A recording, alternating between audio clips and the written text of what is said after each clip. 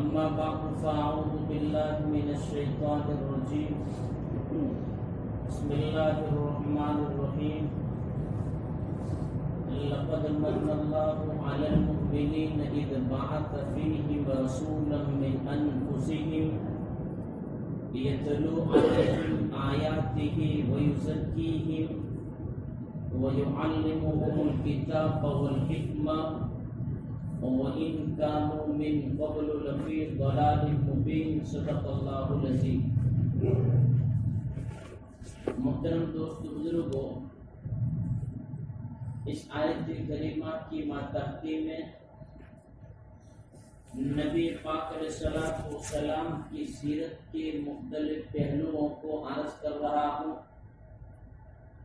اس وقت سیرت کے جس پہلو کو عرض کرنا ہے وہ ہے نبی پاک علیہ السلام کی مبارک عقل۔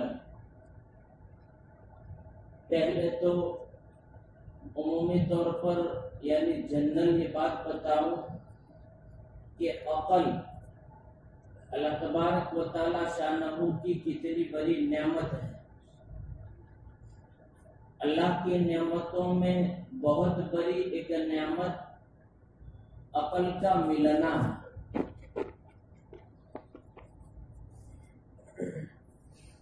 روایت میں یہ بات ملتی ہے کہ مخلوقات میں سب سے پہلے تخلیق جس چیز کی ہوئی وہ عقل ہے، یعنی کہ اللہ تبارک و تعالی شانہ نے جن چیزوں کو پیدا فرمایا ان میں سب سے پہلے عقل کو پیدا فرمایا۔ حدیث پاک میں نبی پاک علیہ السلام فرماتے ہیں اول ما خلق اللہ العقل، کہ سب سے پہلے اللہ نے عقل کو پیدا فرمایا۔ فقال له اقبل فاقبل فقال له ادبر فادبر، عقل کو پیدا کرنے کے بعد اللہ نے عقل سے کہا کہ میری طرف متوجہ ہو جا، عقل اللہ کی طرف متوجہ ہوئی، پھر اللہ نے کہا چلی جا تو وہ چلی گئی۔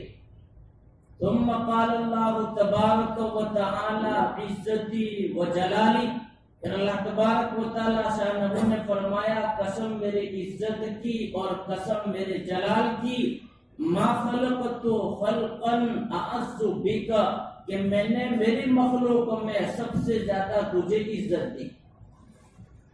پھر فرمایا کہ بیک آفید و بیک آتی، کہ تیری ہی بنیاد پر میں لوگوں کی پکڑ بھی کروں گا اور تیری ہی بنیاد پر لوگوں کو عطا بھی کروں گا۔ اس لیے لکھا کہ عقل اللہ کی بہت بڑی نعمت ہے، اس کی قدر بھی کرے اور اچھے انداز میں اس کا استعمال بھی کرے، اور یہ بھی ہم سوچتے رہے کہ ہمارا شمار عقل مندوں میں ہے یا بے عقلوں میں۔ وجہ اس کی یہ ہے کہ عقل کی بنیاد پر انسان کا لب لباب ہے، انسان کا لب لباب ہی عقل ہے۔ تو یہ بات معلوم ہوئی کہ مخلوقات میں سب سے پہلے تخلیق عقل کی ہوئی، اور روایت میں یہ بات بھی بتائی گئی کہ اللہ نے اپنے بندوں کے درمیان میں جن چیزوں کو بانٹا، جن چیزوں کو تقسیم کیا، ان میں سب سے بہتر چیز جو بندوں کو دی گئی وہ عقل ہے۔ حدیث میں نبی پاک علیہ السلام فرماتے ہیں ما قسم اللہ بین عبادہ خیرا من العقل، کہ اللہ نے اپنے بندوں میں جن چیزوں کو تقسیم کیا ان میں بہتر چیز عقل ہے۔ اللہ نے ان تمام کو عقل دی ہے، اللہ تعالیٰ صحیح استعمال کرنے کی توفیق نصیب فرما۔ علماء ربانیین نے عجیب و غریب بات لکھا کہ ما عقل الانسان عن السیئات، میں نے ایک بات بتائی کہ آدمی کو چاہیے کہ وہ اپنی عقل کا صحیح استعمال کرے۔ علماء لکھتے ہیں کہ ما عقل الانسان من السیئات او عن السیئات، کہ جس کسی آدمی کو اس کی عقل برائی کے کاموں سے نہ روکے، گناہ کے کاموں سے نہ روکے، معصیت اور نافرمانی کے کاموں سے نہ روکے، وَحَدَّ الْقَلْبَ إِلَى الْحَسَنَاتِ، اور بلائی اور نیکی کے کاموں کی طرف اس کی رہنمائی نہ کرے، تو وہ یہ سمجھے کہ اس کی عقل میں کھوٹ ہے، اس کی عقل میں کمی ہے۔ بہرحال اللہ نے ہم تمام کو عقل دی۔ حضرت امام غزالی رحمۃ اللہ علیہ نے احیاء العلوم میں لکھا ہے عقل کی فضیلت اور برتری کے متعلق کہ ساری کائنات میں عقل کی فضیلت اور برتری مسلم ہے، اور ساری کائنات کی چیزوں کا جو تصرف ہے انسان کی عقل کی بنیاد پر ہے۔ انسان کی عقل کی بنیاد پر کائنات کی تمام چیزیں اس کے تصرفات میں ہیں۔ مثال دے کر سمجھایا کہ ایک آدمی کے پاس گز بڑی ایک لکڑی ہوتی ہے، چھوٹا سا ڈنڈا ہوتا ہے، ہاتھیوں کے ریور کو لے کر وہ چلتا ہے، بھینسوں کے ریور کو لے کر وہ چلتا ہے، گائے بیل کے ریور کو لے کر وہ چلتا ہے، اونٹوں کے ریور کو لے کر وہ چلتا ہے، گھوڑوں اور گدھوں کے ریور کو لے کر وہ چلتا ہے۔ ایک لکڑی کی بنیاد پر اتنی بڑی بڑی جسامت والے جانوروں کو اپنے آگے کر لیتا ہے انسان، اور اس پر قابو پا لیتا ہے، حالانکہ جسامت اور ڈیل ڈول میں یہ جانور اس سے بڑے ہیں۔ انسانوں کے سامنے، جانوروں کے سامنے بڑی بڑی بلڈنگیں آتی ہیں پر وہ ڈرتے نہیں ہیں۔ جانوروں کے سامنے بڑی بڑی بلڈنگیں آتی ہیں پر وہ ڈرتے نہیں، بڑے بڑے دریا اور سمندر آتے ہیں پر وہ ڈرتے نہیں، وہ کسی سے نہیں ڈرتے، انسان سے بھی نہیں ڈرتے، چونکہ جسامت اور ڈیل ڈول میں انسان سے تو وہ بہت بڑے ہیں۔ اور انسان کے پاس رہنے والا گز بھر کا جو ڈنڈا ہے اس سے بھی یہ جانور ڈرتے نہیں ہیں، انسان کی عقل سے وہ جانور ڈرتے ہیں۔ معلوم ہوا کہ عقل کی بنیاد پر کائنات کی تمام چیزیں انسان کے تصرفات میں ہیں۔ بہرحال اللہ تبارک و تعالی شانہ نے ہم تمام کو عقل دی، اللہ صحیح استعمال کرنے کی توفیق نصیب فرماوے۔ اصل بات کرنا ہے نبی پاک علیہ الصلوۃ والسلام کے مبارک عقل کا پہلو۔ اس سلسلے میں اس باب میں لکھا کہ نبی پاک علیہ الصلوۃ والسلام انسانوں میں سب سے زیادہ عقل مند اور عقل والے ہیں۔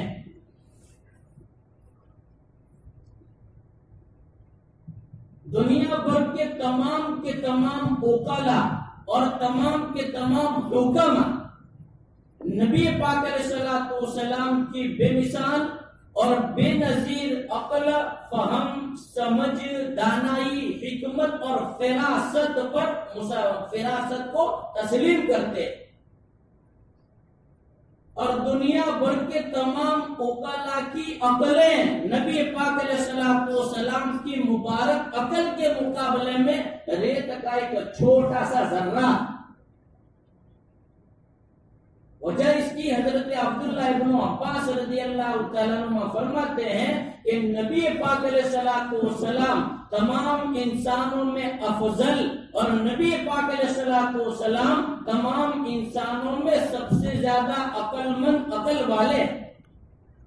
پھر اس کی وجہ بیان کرتے ہیں کہ نبی پاک علیہ الصلوۃ والسلام کو عقل کے 100 حصوں میں سے 99 حصے دیے گئے۔ عقل کے 100 اجزاء، 100 حصے، جن میں سے 99 حصے عقل کے نبی پاک علیہ الصلوۃ والسلام کو دیے گئے، باقی عقل کا ایک حصہ ساری کائنات میں تقسیم کیا گیا۔ شاہ ولی اللہ محدث دہلوی رحمۃ اللہ علیہ نے غالباً مدارج النبوہ میں لکھا، یہ سیرت کی بہت عجیب و غریب کتاب ہے، لکھا کہ نبی پاک علیہ الصلوۃ والسلام کو عقل کی 1000 حصوں میں سے 999 حصے دیے گئے، باقی کا ایک حصہ ساری کائنات کی ساری انسانیت کو دیا گیا۔ بہرحال نبی پاک علیہ الصلوۃ والسلام سب سے زیادہ عقل مند، ہماری مانیتا بھی یہ ہے کہ نبی پاک علیہ الصلوۃ والسلام انسانیت میں سب سے زیادہ عقل والے ہیں۔ نبی پاک علیہ الصلوۃ والسلام سب سے زیادہ عقل والے ہیں، انسانوں کی سمجھ میں یہ بات آئے اس کے واسطے تمثیلیں لکھی۔ سیرت کی کتابوں کا ہم مطالعہ کریں تو یہ باتیں ہمارے سامنے آئیں۔ مثالوں میں ایک مثال یہ دی کہ 1400 سال پہلے نبی پاک علیہ الصلوۃ والسلام نے پانی پینے کا طریقہ بتایا کہ بھئی پانی کو بیٹھ کر پیا جاوے، پانی کو 3 گھونٹ سے پیا جاوے، گھٹاگھٹ اونٹوں کی طرح ایک گھونٹ سے نہ پیا جاوے، کھرے کھرے پانی کو نہ پیا جاوے، پانی پینے سے پہلے بسم اللہ پڑھنے کی تعلیم دی، پانی پینے کے بعد الحمدللہ پڑھنے کی تعلیم دی، اور ایک بہترین دعا یہ بھی بتائی گئی۔ نبی پاک علیہ الصلوۃ والسلام نے ارشاد فرمایا الحمدللہ الذی سقانی عذبا فراتا برحمتہ ولم یجعلہ ملحا اجاجا بذنوبنا۔ کتنی بہترین دعا، جس کا ترجمہ ہے کہ شکر اس خدا کا جس نے میٹھا اور ٹھنڈا پانی پلایا اور اس کو کھانا اور کروا نہیں بنایا۔ بنی اسرائیل میں ہمارے گناہوں کی بنیاد پر اس کو کھانا اور کروا نہیں بنا دیا۔ بنی اسرائیل کی پکڑ اللہ نے ان کے گناہوں کے پاداش میں یہ کی تھی کہ کھانا کھانے کی چیزوں کو منہ میں رکھتے تھے تو خون بن جاتا تھا، پینے کی چیزوں کو جب منہ میں رکھتے تھے تو خون بن جاتا تھا۔ اللہ نے ان کے گناہوں پر پکڑ کری، اللہ نے ہمارے ساتھ یہ معاملہ نہیں کیا۔ بہرحال نبی پاک علیہ الصلوۃ والسلام نے پانی پینے کا طریقہ بتلایا، بیٹھ کر پیا جاوے اور کھرے کھرے پانی کو نہ پیا جاوے، اور 3 گھونٹ سے یا 2 گھونٹ سے پانی کو پیا جاوے۔ 1400 سال پہلے کی بات، آج سائنس نے اس پر ریسرچ کیا، جدید سائنس نے تحقیق کری کہ پانی کو پی کر بیٹھنے کے فوائد کیا ہیں، اور پانی کو کھڑے کھڑے پینے کے نقصانات کیا ہیں، اور پانی کو گھٹا کر پینے کے نقصانات کیا ہیں، اور 3 گھونٹ سے پینے کے فوائد کیا ہیں۔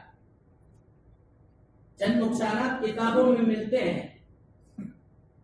کھڑے کھڑے پانی پینے کے نقصانات میں سے ایک نقصان یہ لکھا کہ جو کوئی کھڑا کھڑا پانی پیتا ہے تو کبھی کبھار اس کے پیٹ میں درد اٹھتا ہے، اور اس کے جو اعصاب ہیں یعنی پٹھے یہ کمزور اور دبلے پڑ جاتے ہیں، اور جگر اور معدے میں ایسی انوکھی بیماریاں جنم لیتی ہیں کہ ڈاکٹر لوگ جس کے علاج کرنے سے عاجز آ جاتے ہیں، ڈاکٹروں کے پاس اس کا کوئی علاج نہیں ہوتا۔ دوسرا نقصان یہ لکھا کہ جو کھڑے کھڑے پانی پیتا ہے تو اس کے پیروں پر ورم آ جاتا ہے، سوجن آ جاتی ہے، اور پھر اس سے باقی بدن کے تمام اعضاء متاثر ہوتے ہیں۔ اور اس کا ایک بہت بڑا نقصان یہ لکھا کہ اس کو استسقاء کی بیماری لگ جاتی ہے، پانی پیتا جاوے پر سیرابی نہ ملے، پانی پیتا جاوے پر سیرابی نہ ملے۔ یہ کھڑے کھڑے پانی پینے کے نقصانات۔ گھٹاگھٹ پانی پینے کے نقصانات میں جدید سائنس نے تحقیق کری تو ان کے سامنے یہ بات آئی کہ اگر کوئی آدمی گھٹاگھٹ پانی پی لیتا ہے تو بعض مرتبہ نالی میں پانی رک جاتا ہے، تو نظام تنفس بند ہو جاتا ہے، یعنی سانس لینے کا جو نظام ہے آدمی کا بند ہو جاتا ہے، پھر اس کی بنیاد پر کبھی اس کی موت بھی واقع ہو جاتی ہے۔ اور ایک نقصان یہ بھی لکھا کہ اس کو استسقاء کی بیماری لاگو پڑ جاتی ہے۔ میں نے بتایا کہ پانی پیتا جاوے پر سیرابی نہ ملے، گھٹاگھٹ پانی پیتا جاوے پر سیرابی اس کو اطمینان ہی نہ ملے، اس کا اس کی پیاس ہی نہ بجھے، یہ نقصانات ہیں۔ آج اس کو جدید سائنس بتاتی ہے۔ تو نبی پاک علیہ السلام نے یہ تمام باتیں 1400 سال پہلے بتائی، اپنی عقل سے بتائی۔ یہ تمام چیزیں اپنی عقل سے بتائی. نبی پاک علیہ السلام کو بہرحال سب سے زیادہ عقل مند اللہ تبارک و تعالی شانہ نے بنایا. اس لیے لکھا سب سے زیادہ عقل، فہم، سمجھ اور حکمت نبی پاک علیہ السلام کو حاصل.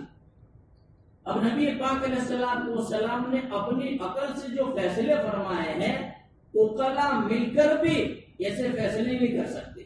ایسے فیصلے سیر کی کتابوں میں تمثیلات لکھی، من جملہ ان میں سے ایک تو یہ لکھا کہ معروف اور مشہور ایک واقعہ ہے، جانتے ایک حدیث ہے کہ مسجد میں ایک یہودی آیا اور کھڑے کھڑے پیشاب کرنے لگا.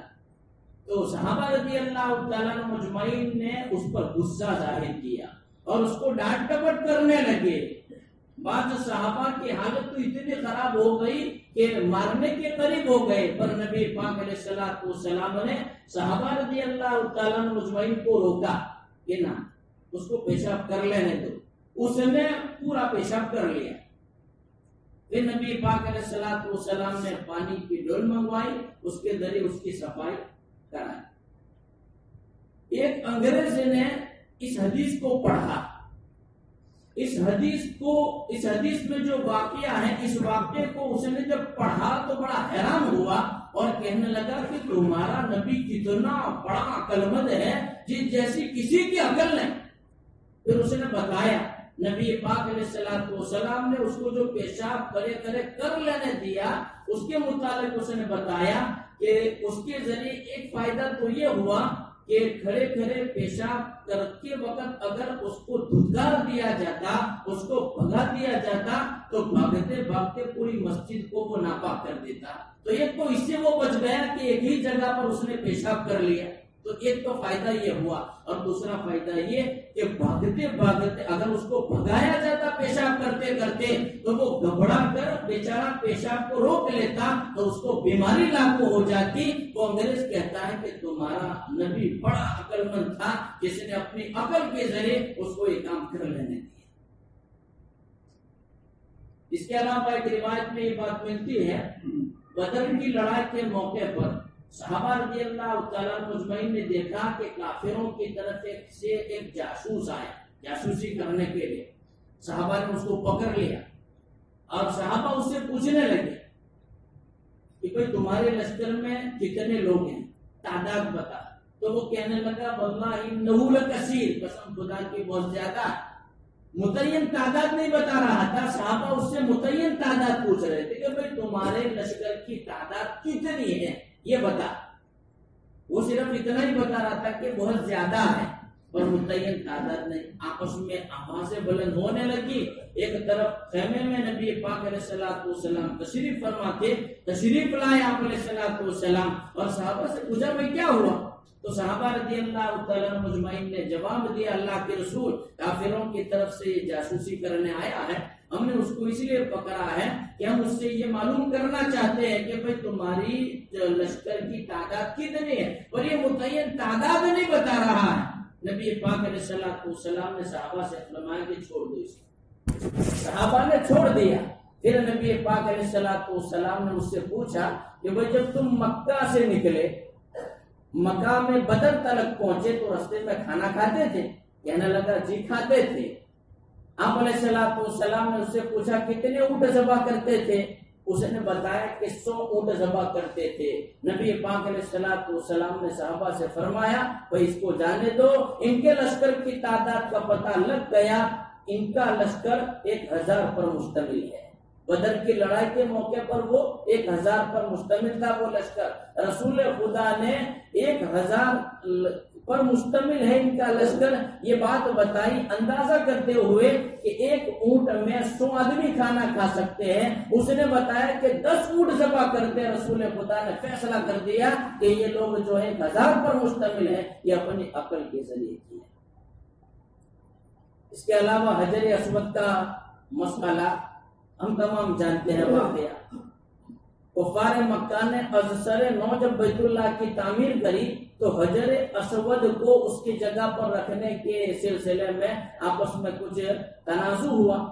ہر قبیلہ یہ چاہتا تھا کہ یہ ہماری قسمت میں آئے، حجر اسود کو اس کی جگہ پر ہم رکھے۔ ہر قبیلہ والے چاہتے تھے، یہاں تلک کے میانوں سے تلواریں نکل گئی، لڑائی قریب تھا کہ ایک دوسرے کی گردنیں اڑنا شروع ہو جائے۔ تو آپس میں پھر خیر معاملہ یہ ہوا کہ بھئی ایسا کرتے ہیں، آنے والے دن میں سب سے پہلا جو بیت اللہ میں آوے وہ حجر اسود کو رکھے، اس پر متفق ہوئے۔ اب رات کو سوئے، اللہ نے ان تمام کو سلائے رکھا۔ دوسرے دن نبی پاک علیہ السلام سب سے پہلے بیت اللہ میں پہنچے۔ جب آپ علیہ السلام پہنچے ہیں، بعد میں یہ تمام لوگ آئے تو انہوں نے کہا بھئی دیکھو ہم سے پہلے یہ رسول اللہ آ گئے ہیں، محمد آ گئے ہیں، محمد جو بھی فیصلہ کریں گے ہم ان کے فیصلے کو مان لیں گے۔ تمام نے اس بات پر اتفاق کیا تو نبی پاک علیہ السلام نے چادر منگوائی، بہت بڑی چادر آئی اور پھر اس میں حجر اسود کو رکھا گیا۔ پھر رسول خدا نے فرمایا تم تمام کے لوگ جو ہیں اپنے اپنے قبیلے سے ایک آدمی کا انتخاب کرو، پسند کرو، سردار قسم کا ہو تو بھی نہ ہو تو بھی، بہرحال لوگوں کو چنا گیا قبیلوں سے۔ پھر تمام لوگوں کو نبی پاک علیہ السلام نے فرمایا تم تمام مل کر اس چادر کو اٹھا لو اور حجر اسود کو اس کی جگہ پر رکھ دو۔ یہ فیصلہ کیا نبی پاک علیہ السلام نے اپنی عقل کے ذریعے، حجر اسود اس کی جگہ پر پہنچا، آپس میں کوئی جھگڑا نہیں، کوئی فساد نہیں، اپنی عقل کی بنیاد پر کیا۔ پر حال وقت ختم ہو رہا ہے، نبی پاک علیہ السلام کو اللہ نے سب سے زیادہ عقل دی، حکما اور اوقلا اس بات کو تسلیم کرتے ہیں۔ 2-3 تمثیل ہیں، انشاءاللہ آئندہ بیان کروں گا۔ وضو کے باب میں ایک مسئلہ یہ بتلانا ہے کہ وضو سے پہلے نیت کرنی ہوتی ہے۔ وضو سے پہلے جو نیت کی جاتی ہے اس کا تعلق سنت مؤکدہ سے ہے۔ مطلب یہ کہ نیت میں آدمی اپنے دل میں یہ نیت کرے کہ اللہ کے حکم کی تعمیل کے واسطے وضو کر رہا ہوں، طہارت اور پاکی حاصل کرنے کے واسطے میں وضو کر رہا ہوں، یہ نیت ہو گئی۔ اب اس کا تعلق سنت مؤکدہ سے، اگر کوئی آدمی وضو کرنے سے پہلے یہ نیت نہیں کرتا تو اس کا وضو ہو جاوے گا اور اس وضو کے ذریعے جو نماز پڑھے گا وہ نماز بھی ہو جاوے گی، پر وضو سے پہلے چونکہ نیت نہیں کی ہے اس لیے اس سنت کو چھوڑنے کا اس کو ثواب نہیں ملے گا۔ اس لیے وضو سے پہلے ہم نیت اس طرح کی کر لیا کرے کہ اللہ کے حکم کی تعمیل کے واسطے، طہارت اور پاکی حاصل کرنے کے واسطے میں وضو کرتا ہوں۔ اگر کوئی آدمی چلتا ہے، اچانک بارش ہو گئی، تمام اعضاء اس کے تر ہو گئے، بھیگ گئے، تو بھی اس کا وضو ہو جاوے گا، اس کے ذریعے وہ نماز پڑھ سکتا ہے۔ اگر وہ جنوبی ہے، اگر مطلب ناپاک ہے تو اس طرح سے وہ اس کا غسل بھی ہو جاوے گا۔ کسی نے کسی آدمی کو دریا کے کنارے کے اوپر سے دریا میں دھکا لگا دیا، باہر نکل آیا، تو اس صورت میں بھی اس کا وضو ہو جاوے گا، وہاں سے آ کر نماز پڑھنا چاہے تو بھی نماز پڑھ سکتا ہے۔ اور مسئلہ صرف اتنا رہے گا کہ نیت نہ کرنے کی وجہ سے نیت کا ثواب نہیں ملے گا، اس لیے ہمیں وضو سے پہلے نیت کرنی چاہیے۔